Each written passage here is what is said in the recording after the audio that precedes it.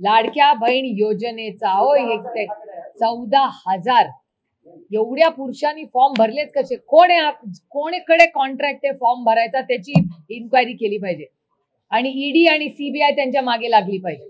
एरवी छोट्या छोट्या गोष्टींना ईडी आणि सीबीआय लावतात लोकांच्या मागे, विरोधी पक्षाच्या मागे. इथे तर एवढा मोठा भ्रष्टाचार आहे. मग भ्रष्टाचार असाच जाणार. मी स्वतः दिल्लीला गेलो.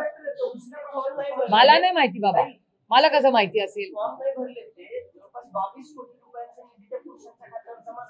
नाही, प्रॉब्लेम इज फॉर्म तर भरला ना, कोणीतरी फॉर्म भरला ना.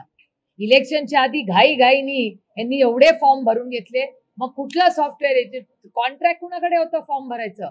कोणी फॉर्म भरून घेतले या सगळ्या बहिणींचे? कुठला तरी सॉफ्टवेअरच वापर. एआयच्या काळामध्ये एवढा मोठा पारदर्शक कारभार, आधार कार्ड या सगळ्याबद्दल झालं. एवढी मोठी यंत्रणेमध्ये एवढा फ्रॉड होतोच आहे कसा? याचा अर्थ याच्या मागे काहीतरी मोठं षडयंत्र आहे.